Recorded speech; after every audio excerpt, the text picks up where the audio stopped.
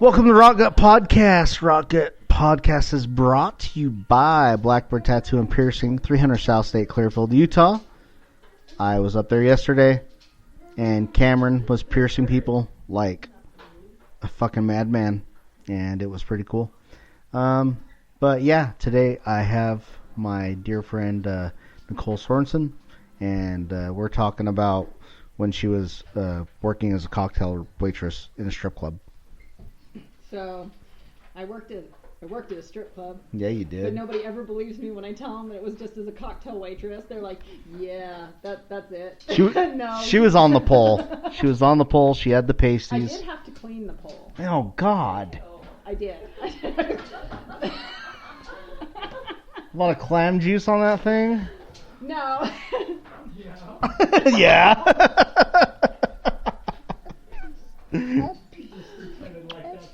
Yeah. Hey, I got tipped really well for cleaning that pole. Did you do any of the pole stuff? Because those women are in killer shape No, to do I that wish shit. I Though. had. They do those lessons, the pole dance lessons. We have a friend that does those. Yeah. She has great leg strength. Oh yeah, I'm super they're in jealous. killer shape.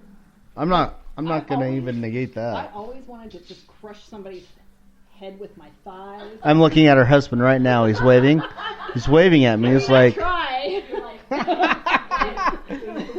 I guess that's safe for Valentine's Day or your birthday. She's crushing your head with her thighs. Yeah, because we got 3 kids, so.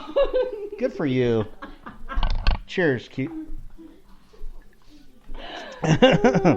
Yeah. This just got bad, real fast. Real good, real fast. Real good, real fast. We're off to a great start. We're off to a dirty start. When were you living in San Francisco? From the time I was about 19, 20 years old till about 2005. Was that where your mom's originally from, or No. did you just move out there because you're I had a boyfriend. Yeah. Who? Played in a band, didn't he? No. What band did he play in? He was not in a band. He was a chef. Yeah. Okay. Which, no, San Francisco has a lot of chefs. Which is fine. Good for them. I'm for them getting married to each other. And unfortunately, I didn't get the hint the first couple times he tried to break up with me, so I moved out to San Francisco. Yeah, you're like, no, babe. We'll make this work. I'm crazy. We're going to make this work. I'm going to follow you. And then, of course, you know how that went when I got out there. It totally went south. Yeah. But I ended up, the first job I applied for was at an adult video and toy store called Frenchie's. Frenchie's? Is that where you worked? Mm-hmm. The name of the company was called Bay Management, but I don't think they're around anymore. But yeah. They actually owned a portion of Sin City Videos. Oh, okay. Is that kind of a big company? It was a big company then. It was for adult videos. Yeah. And then I'm not really up to speed on my really? porn. No.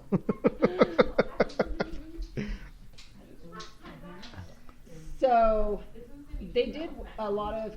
So porn gets categorized like in film, back then, like our movies, like regular movies do. Yeah. So they had adult film, right? Yeah. Would it be adult film? So they get.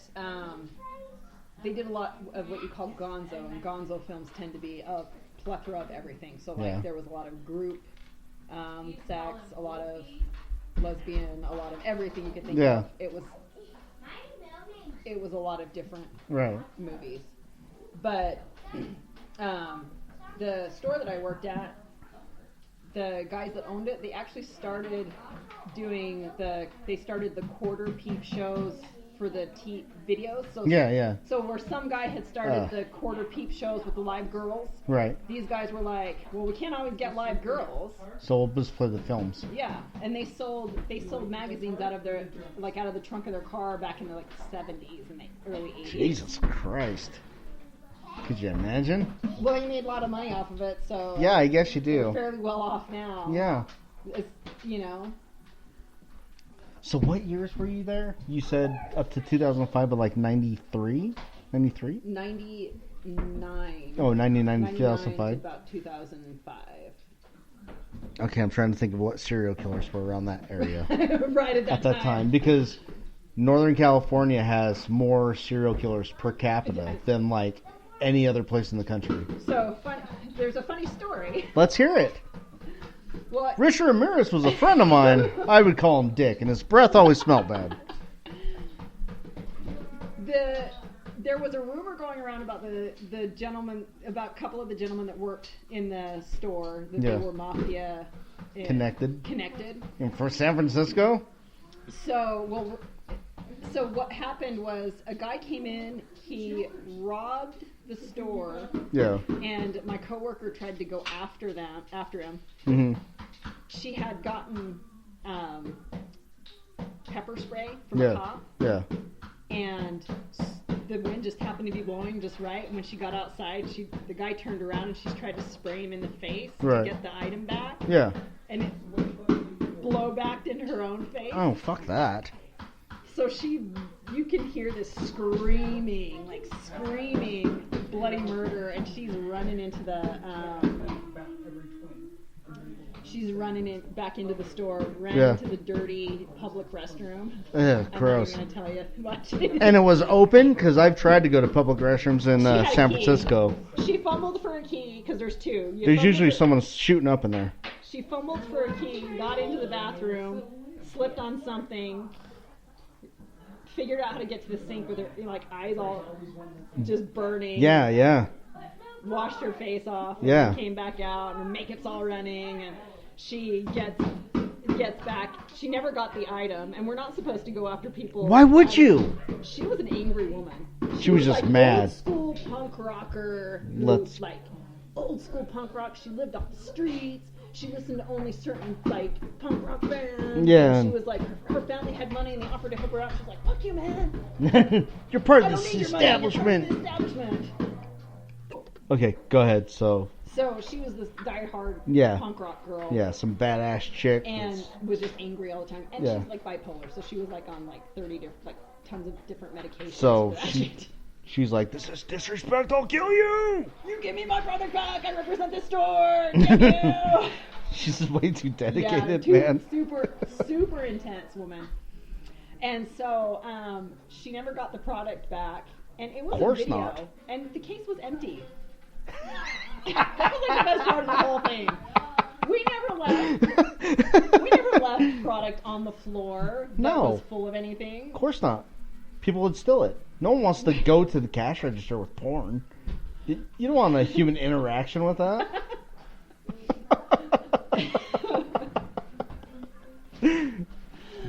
So we're laughing, and of course me and my other coworker stopped laughing as soon as she walks out of the bathroom and into the room. But we were rolling. You're like, she's insane. Right. But 2 days later, my boss goes, "This guy is going to meet this guy," and it was another gutter punk kid, punk rocker kid. Yeah. And he goes, "Hi, my name's so and so. I'm going to walk you to the train, if you don't mind." And I'm like, "Well, my boss vouches for you. I have no idea why you'd be walking me to the train. But okay. But sure." So this guy walked me to the train 3 or 4 days in a row. Yeah. Made sure I got on.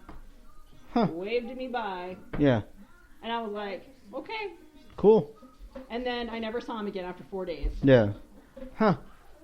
I wonder if he just hired some kid to make sure all the employees were safe. I wonder if he did. But I was just like, "Thank you." Yeah. Did you hang out with any of the Church of Satan people when you were up there? Because that's where they were. Yeah. Oh my gosh, now I can't remember his name. Was it Anton? No. He was. I think because he would have died in '96. Yeah, he died. He died. His name was Reverend Stephen Labia. Is his name, and I only hung out with him. That's a fun name. Once.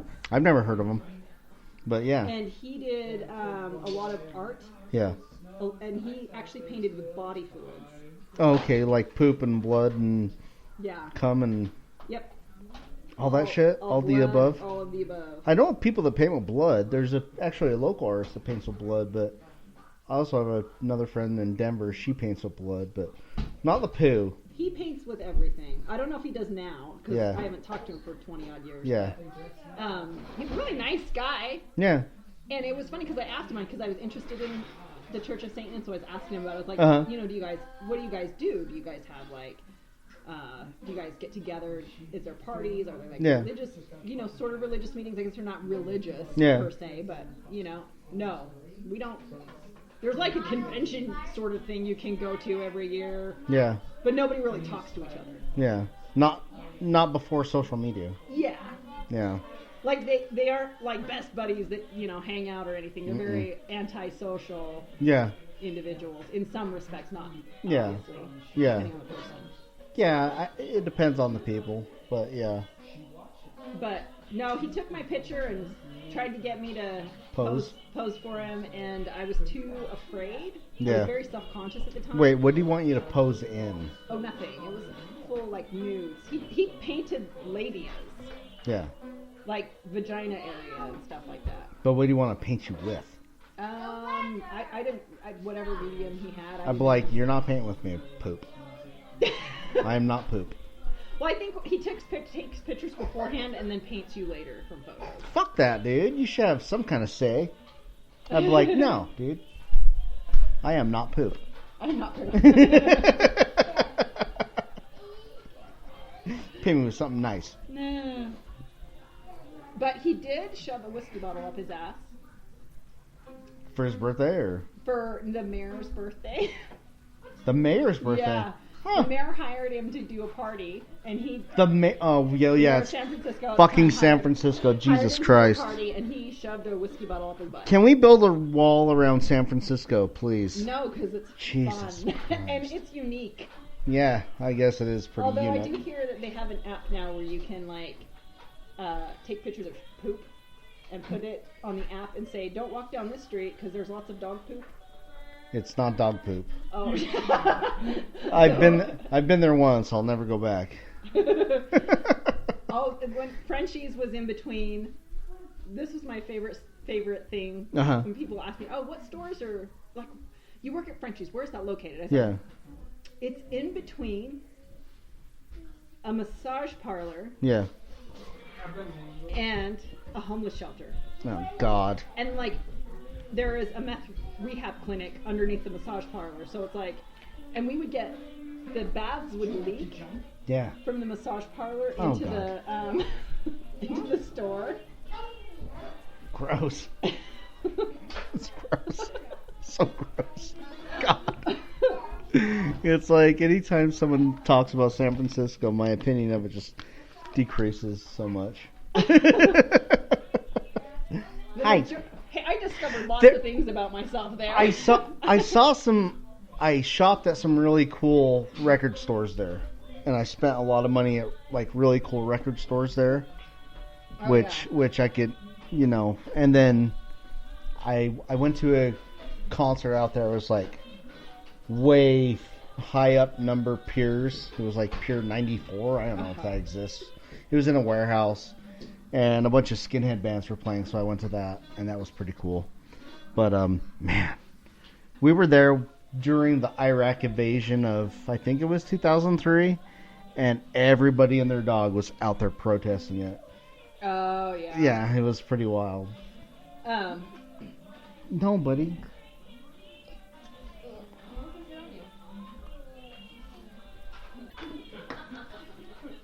Holy shit, where the fuck were we? I paused everything. I don't remember. Your concert. You went to a show in 2003 because there was a protest for Iraq. Oh, I didn't go there because of that. Oh. We just happened to be there because there's a big skinhead show going on, and I was like, oh, let's go to that. So were you a skinhead, or did you just like the music? No, I was straight edge at the time, but there were skinhead bands playing and stuff, and we were into that music, so we went and saw this band called Madball, who, I don't know, I guess... in the origins of it, they were a skinhead band, and then they just became a hardcore band. But there were a lot of skinheads there, and I thought that was cool. But not all the protesters. I didn't love them. Did you ever go to Gilman while you were there? I don't know what that is. That is the all-age venue in Berkeley on Gilman Street. It is awesome. Like, I wish we had the equivalent of something like that here for kids, because I tried to take Tristan to all age venues here. Yeah. But it's a different atmosphere. It is. Than it is there. Well, it's funny because like the all age shows here have been taken over by extreme leftists. Yeah. So if you have even the slightest bit of conservative values, and I'm a pretty conservative guy when it comes to a lot of political shit, and so I'm branded a Nazi, and anyone else that has like conservative values is branded a Nazi and stuff. And it's just because I'm a traditional man. I like women, I like beer, and I like my guns, and I like my freedom. You know, I like hunting and all that shit. So well, Utah's the only place I know that can take like a term and misinterpret it. Oh yeah. Yeah, man. Yeah. Or can take like a value and ruin it for everybody else. Ruin it for everyone. Yeah. But no, I wasn't a skinhead. I was straight edge at the time. I was there with a bunch of straight edge guys, but you weren't one of those straight edge like Mormon kids who was Mormon. I was never raised Mormon and afraid to not come out of the closet and say, "Look, dude, I don't believe in what you believe in, but I'm just gonna say I'm straight edge." No, I sold pot in high school because I had a son on the way, and that's why I have a son that's like 20 years older than my other two sons. So no, like junior high and high school, I loved doing drugs and like getting messed up and shit, and I kind of got into it after I had my son, and I was like, I really need to shape my life up. A lot of the guys I used to hang out with and listen to death metal and like drink and drop acid with, they weren't really in my life anymore because I had a kid, so I had to have a full-time job with benefits. Mm-hmm. And the only ones that like I was staying in contact with, just out of like happenstance, were like some of the straight edge guys, and that's just kind of how it was. Just kind of a natural progression. But I don't know. After 13 years of it, I was like, you know what? Nothing wrong with having a beer every now and again, you know? Right.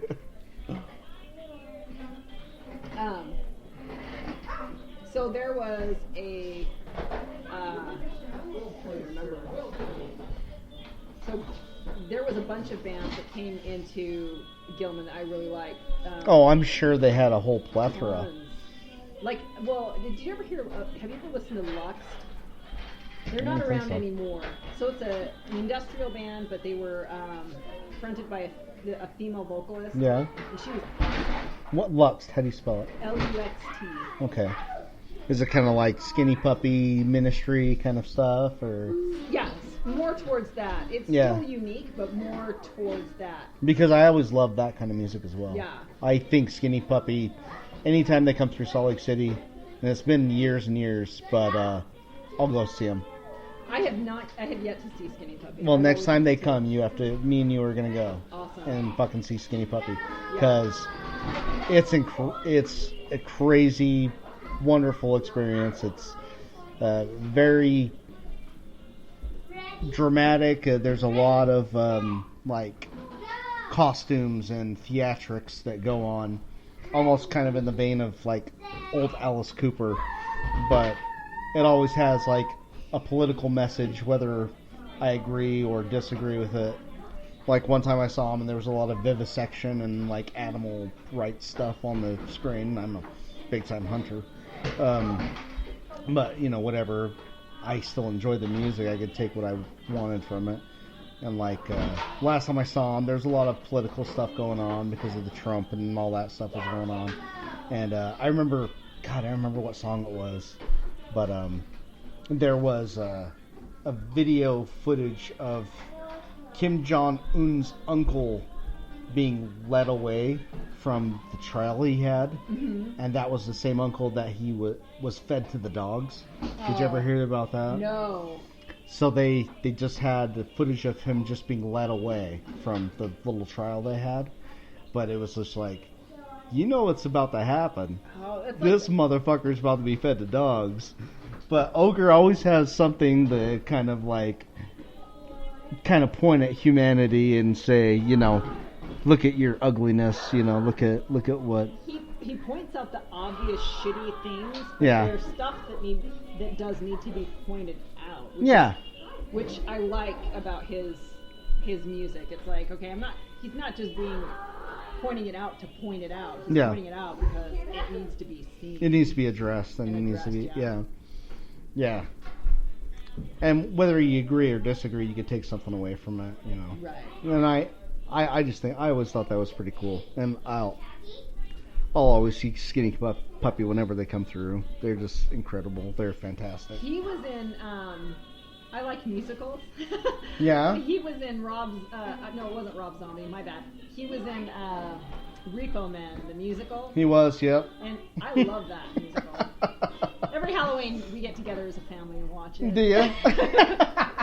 Minus Heath. Heath is like, I'm going to bed. Come on, and Heath. I don't do musicals. You don't like Repo the Musical, man? It's kind of gay. It is kind of gay. You're not wrong. Just the tip, though.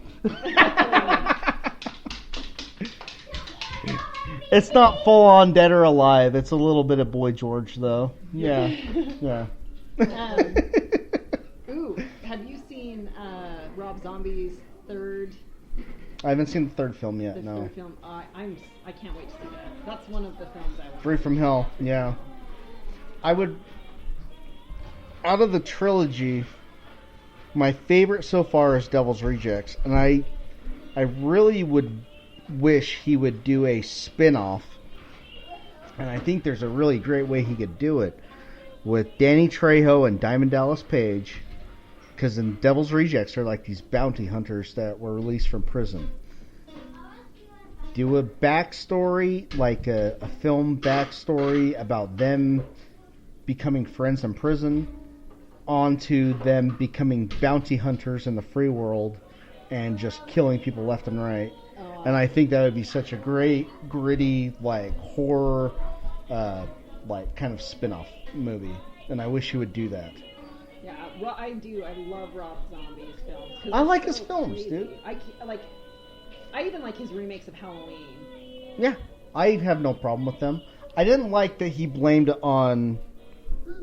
I didn't like that in the first one he blamed Michael Myers on being raised poor white trash, because I was raised poor and white, and I'm... You're a poor white trash? I mean, I still kind of am, except for my wife. But, like, I didn't like that, just because a lot of people are raised poor and white, and, like, they turn out to be fine. But everything else about that, it's gritty, and it's fucking raw, and it's really disturbing, so I loved them. And, everyone's gonna bring over Moana. She is. We're gonna hear Disney musicals while I'm talking about murder. Whatever. That's this podcast. Somehow they go hand in hand. Deal with it. Oh, they go hand in hand. But yeah, man, like, I didn't like that, but I liked everything. And people shit all over Lords of Salem. I really enjoyed Lords of Salem. I had to watch it twice. Yeah. Because for me, like, a movie where you have to think a little bit, yeah, I have to be sober for. Yeah. And I watched it the first time while I was intoxicated, and I just didn't get it. I almost think being a little bit, like, off is kind of helpful. I guess I should say more sober than what I was. You're a lucky man, Keith. And and I did like 31. Yeah. But I want to watch it again because it's a little gory. So I've been trying to stay up a little bit later so I can watch those more gory films. Yeah. 31 lost my interest when the little midget Nazi, the little Mexican midget Nazi, when he went away, he was like the highlight of the film for me. I was in love with that character. I was like, yes, this guy needs his own movie. And then he was gone. You could call it El Guapo Gestapo or something like that. Gestapo. I would go to that. I would go to opening night. Speaking of midgets, there was a midget that did porn named Bridget the Midget. Yeah, she got arrested. I think she's dead now, actually. Oh, gross. Is it gross that she's a midget or that she's dead? That's so fucked up. I don't know. It is gross, though.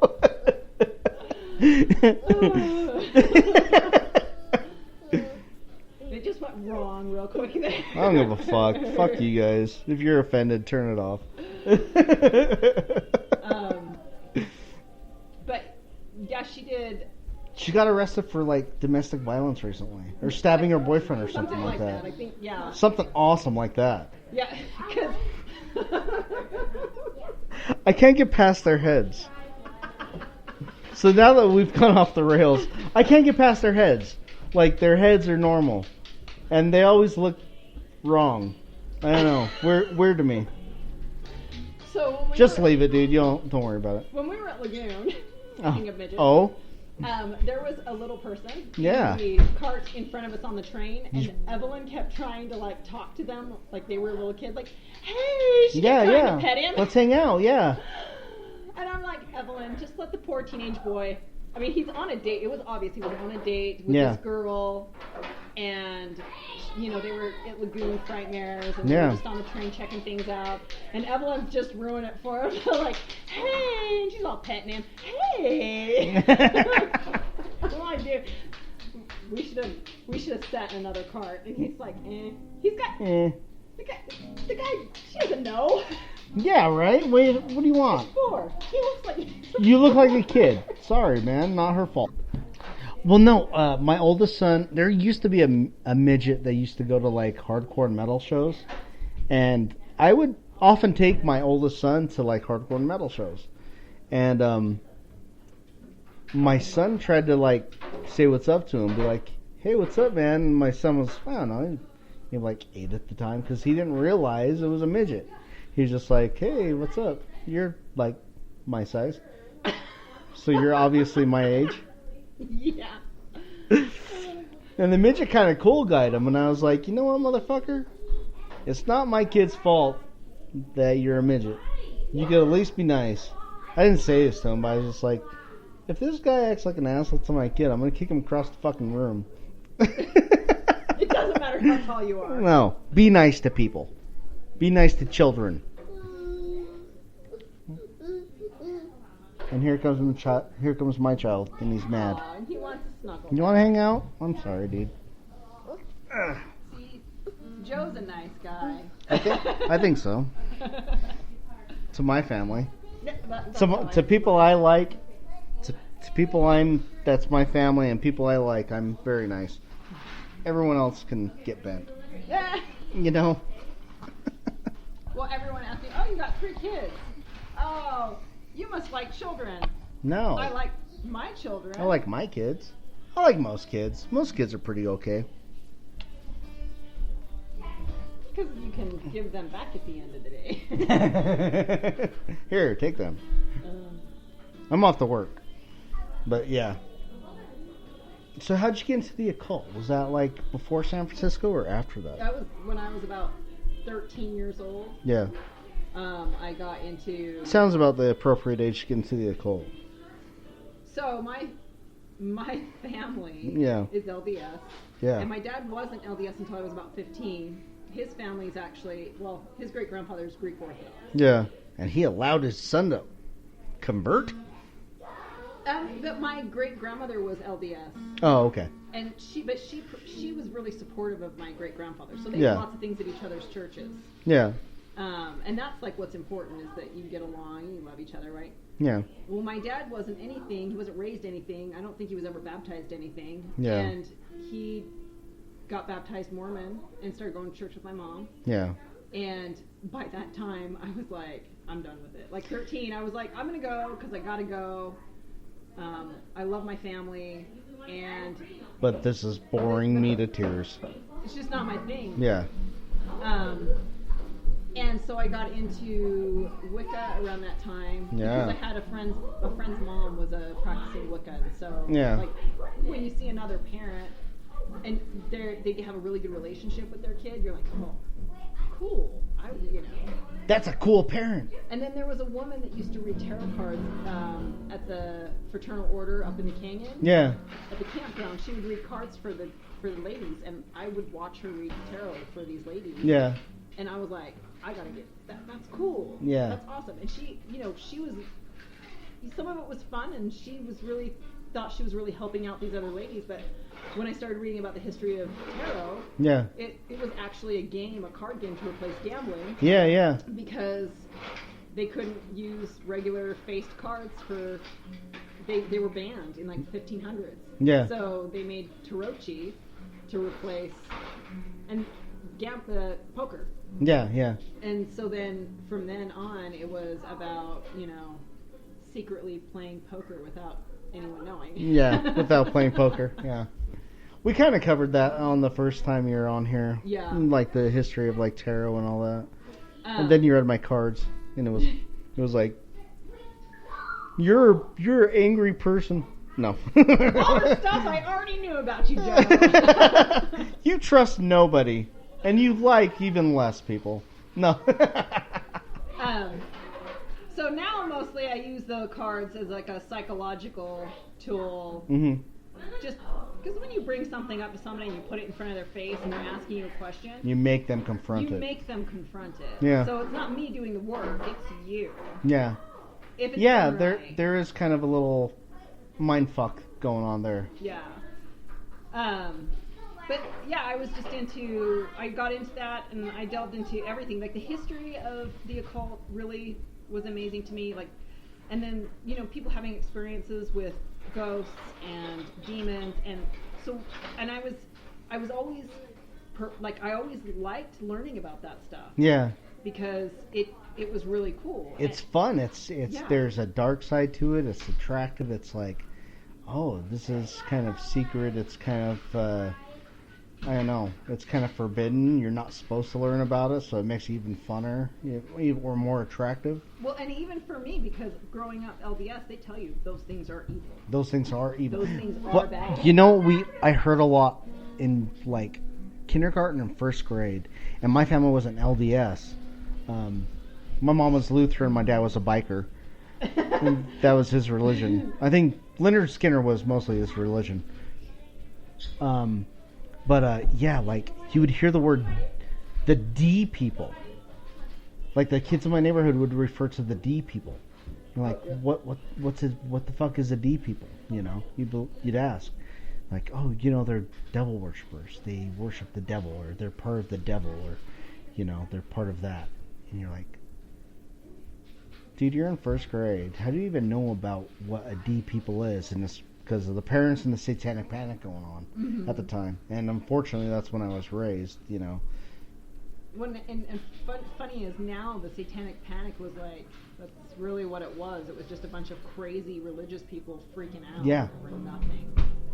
Almost nothing. Or were they doing it for financial gain? Were they doing it because the moral majority was like taking control? Just leave it, dude. It's fine. Yeah, you're fine. But like the moral majority was taking over like politics and stuff in America. So all of a sudden everyone's like really gung-ho about religion and like things like that. Yeah. I wonder if it was just kind of a cash grab. Almost like the reality shows. Like how all of a sudden you had all these reality shows, and anymore it seems like they're like, people are less and less interested in reality shows because no one gives a shit about someone living their life. Well, and there's still some acting in those too. Anyway. Yeah. I have a friend who they watch. I can't remember the name of the show, but I want to say it's on Netflix. But it's a Japanese reality show, and like they really do like. Yeah. Like it's a super, it's like Big Brother. Yeah. But it's more like the British version of Big Brother where they all get tanked and trashed. But it's really dramatic. And in America, you can't be on drugs or alcohol when you're doing reality TV, so it gets boring real quick. Yeah, that kind of kills the reality TV. Yeah, like I think it was. Part of me thinks it was kind of a cash grab, like to get part of that, like. If you talk about fire and brimstone and devil is and AC/DC music and stuff, they're coming for your children. Yeah. They're really not. They kind of just want to make rock music and, bang groupies. And there was a child molestation craze that went around that time too. Like yeah. People were being busted for being Satanists and molesting children, but Yeah. And based on no like evidence, but people's lives were ruined from Oh it. yeah. Yeah. Like Michael Jackson. No, No, really, he did. He did that shit. He did that shit. He did that shit. Fuck his ghost.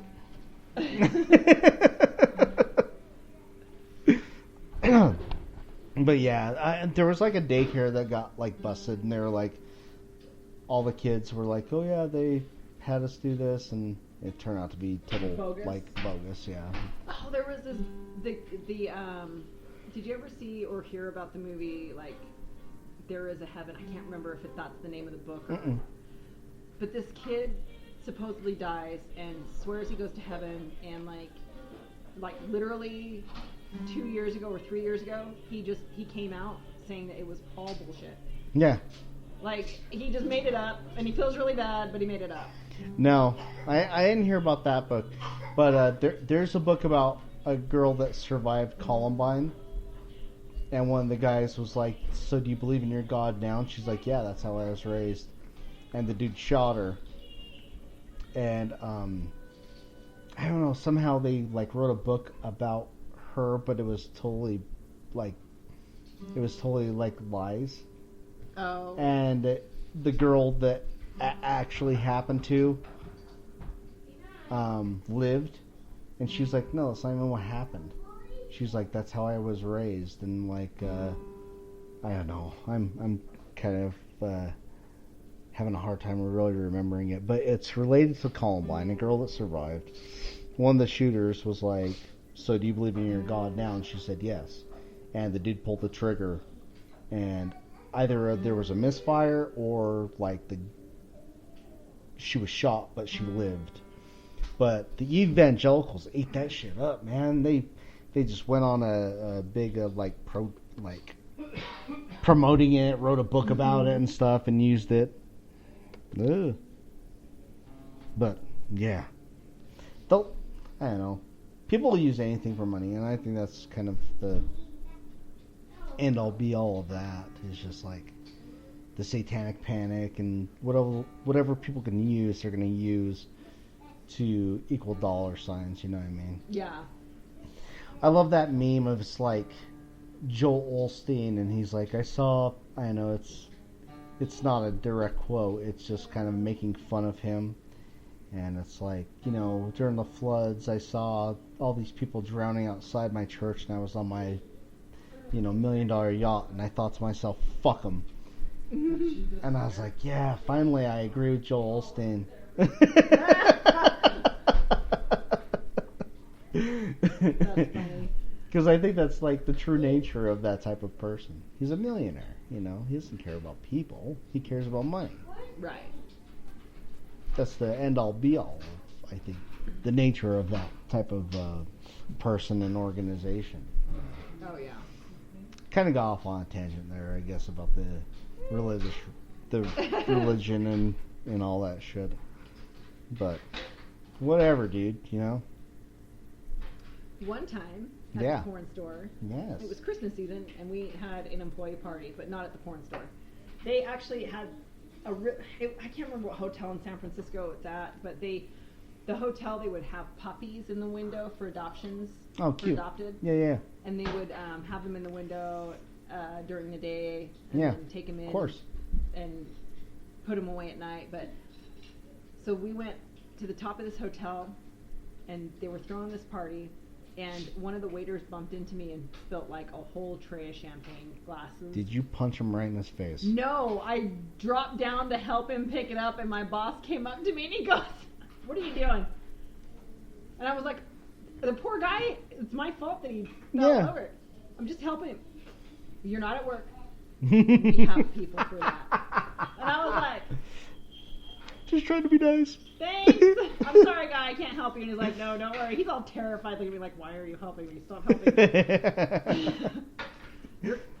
Stop taking my job." This lady's either a raging alcoholic or she's really, really nice. Either way, she's from Utah. Yeah. No, when I got to San Francisco too, I didn't realize how horrible, like I had some really horrible habits. Yeah, like what? Well, I was like super racist. I didn't realize how racist I was. Yeah. I mean, I'm not. I don't think I'm racist now, but when I moved there, it's okay. I am. Joe is racist. I'm not racist, but Joe is. I'm fine with this. But like I realized, like when I moved, I was like, I am in not white majority population. Yeah. And it was kind of cool. Gross. Well,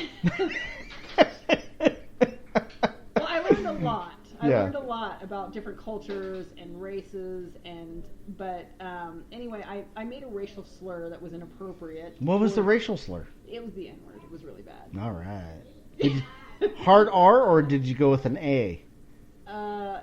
It was the hard R. Good for you. Well, I learned real quick that I don't hold my own as well as I thought I did. Oh, shit, what happened?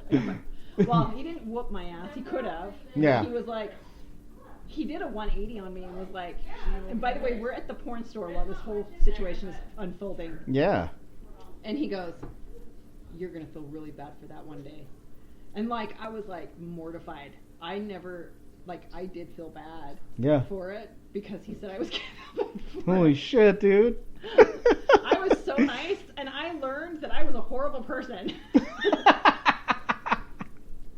Or just that human beings make mistakes sometimes, right, and, you know, whatever. So, no, but for like 6 months after I said that word, he would come into the store and be like, so, have you called anybody else that word today? I was like, no. And he's like, good. He kept going into the porn store? He rented videos there. He had no choice. He had to come in. That was a loyal customer. He had to come in or he couldn't come, I guess. But later I found out he was one of the jobs I always wanted to go to school for was to be a mortician. Yeah. And he worked at the local morgue.